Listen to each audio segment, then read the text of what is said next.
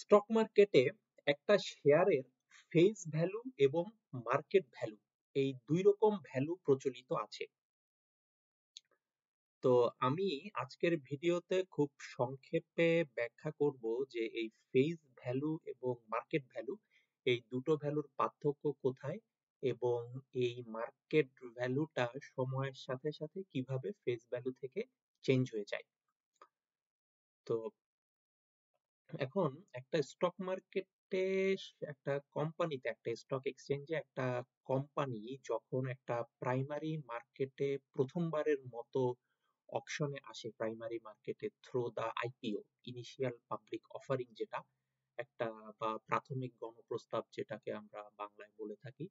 তো এই প্রাথমিক গণপ্রস্তাব বা ইনিশিয়াল পাবলিক অফারিং বা আইপিওর মাধ্যমে একটা কোম্পানি স্টক এক্সচেঞ্জে যখন প্রথমবারের মতো লিস্টেড হচ্ছে থ্রু দা প্রাইমারি মার্কেট, তখন তারা যে অকশনটা করে আইপিওর মাধ্যমে, তখন ওই কোম্পানির স্টকের এক একটা শেয়ারের যেই ভ্যালু থাকে ইনিশিয়ালি, সেটাই কিন্তু হচ্ছে ওই কোম্পানির ফেস ভ্যালু, ওই কোম্পানির এক একটা শেয়ারের ফেস ভ্যালু।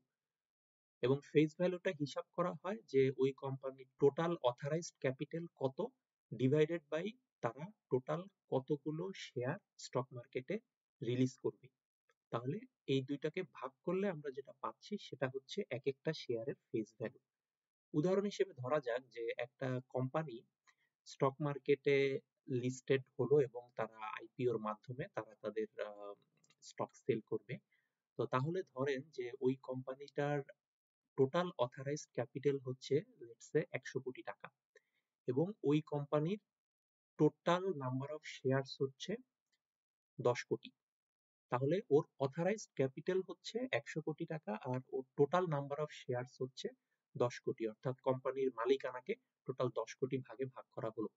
তাহলে 100 কোটি ডিভাইডেড বাই 10 কোটি মানে হচ্ছে 10 10 টাকা।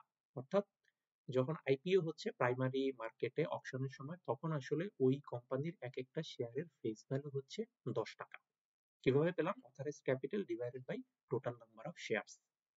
আচ্ছা, তাহলে এই 10 টাকাটা হচ্ছে ফেস ভ্যালু।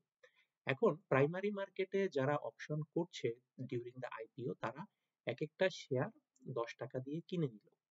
তা এখন প্রশ্ন হচ্ছে যে পরবর্তীতে মার্কেট ভ্যালুটা কি বা কিভাবে চেঞ্জ হয়। মার্কেট ভ্যালুটা হচ্ছে এই শেয়ারগুলো প্রাইমারি মার্কেট থেকে যারা কিনলো, তারাই আবার এগুলো কিন্তু সেকেন্ডারি মার্কেটে ট্রেডিং করে। তো ট্রেডিং করার সময় 10 টাকার শেয়ার অনেক ক্ষেত্রে কিন্তু 10 টাকা থাকে না, এটা চেঞ্জ হয়ে যায়। এটা ডিমান্ড সাপ্লাই এর যে কার্ভটা আছে বাজারে, চাহিদা এবং যোগানের যে ভারসাম্যের বিষয়টা, সেইটার উপর ভিত্তি করে ভ্যালুটা চেঞ্জ হতে থাকে, এবং ওই ভ্যালুটাই সেকেন্ডারি মার্কেটে যে ট্রেডিং যে ভ্যালুটা, সেটাই হচ্ছে আসলে মার্কেট ভ্যালু। আর ফেস ভ্যালু হচ্ছে প্রাইমারি মার্কেটে যখন আইপিও হয় সেটা ফেস ভ্যালু, আর সেকেন্ডারি মার্কেটে যখন ট্রেডিংটা হচ্ছে among the traders or investors, সেটা হচ্ছে কিন্তু মার্কেট ভ্যালু।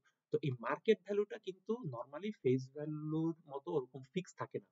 ফেস ভ্যালু 10 টাকা ঠিক আছে, কিন্তু মার্কেট ভ্যালু 10 টাকা শেয়ার, মার্কেট ভ্যালু সেকেন্ডারি মার্কেটে যদি এই শেয়ারের ডিমান্ড অনেক হাই হয় কিন্তু সাপ্লাই তুলনামূলক কম থাকে, তাহলে 10 টাকার শেয়ার এমন হতে পারে 3000 টাকা হয়ে গিয়েছে, এক একটা শেয়ারের দামই 3000 টাকা, 5000 টাকা, এরকমও হতে পারে। আবার যদি এরকম হয় এই শেয়ার অনেক আছে, অনেকেই কিনেছে, কিন্তু ওইভাবে তারা ক্রেতা খুঁজে পাচ্ছে না এই শেয়ারটা সেকেন্ডারি মার্কেটে সেল করার জন্য বা ট্রেডিং এর জন্য, অর্থাৎ এই শেয়ারের সাপ্লাই মধ্যে নেনা কিন্তু ওরকম ডিমান্ড নেই ক্রেতাদের মাঝে বা ট্রেডারদের মাঝে, তখন কিন্তু 10 টাকা থেকে কমে সেটা 9 টাকাও হতে পারে, 8 টাকাও হতে পারে। তো কাজে পুরো জিনিসটাই কিন্তু ডিমান্ড সাপ্লাই কার্ভের উপর ডিপেন্ড করে। যদি ডিমান্ড বেশি হয় তখন স্বাভাবিকভাবেই ওই শেয়ারের প্রাইসটা সেকেন্ডারি মার্কেটে বেড়ে যাবে। আবার যদি ডিমান্ড কম হয় তখন স্বাভাবিকভাবে সেকেন্ডারি মার্কেটে ওই শেয়ারের প্রাইস কম থাকবে, এবং ক্ষেত্র বিশেষে সেটা ফেস ভ্যালু থেকেও কম হতে পারে।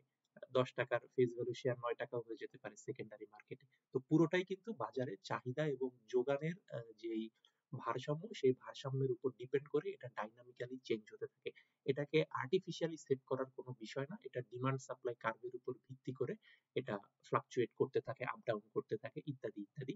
কিন্তু যেটা প্রাইমারি মার্কেটে যখন অকশনটা হচ্ছে থ্রু দা আইপিও, তখন কিন্তু ফেস ভ্যালুটা ফিক্স থাকে, কারণ ওইটা কিন্তু authorised capital divided by total number of shares, অর্থাৎ 10 টাকা ফেস ভ্যালুতে, তখন প্রাইমারি মার্কেটে আইপিওতে এটা সেল হচ্ছে। কিন্তু সেকেন্ডারি মার্কেটে যখন ট্রেডিং হচ্ছে তখন ডিমান্ড সাপ্লাই কার্ভের সাপেক্ষে এই টাকাটাই 10 টাকা থেকে বেড়ে 10,000 টাকা হতে পারে, 10 টাকা থেকে কমে 9 টাকা 8 টাকাও হতে পারে, ইত্যাদি ইত্যাদি।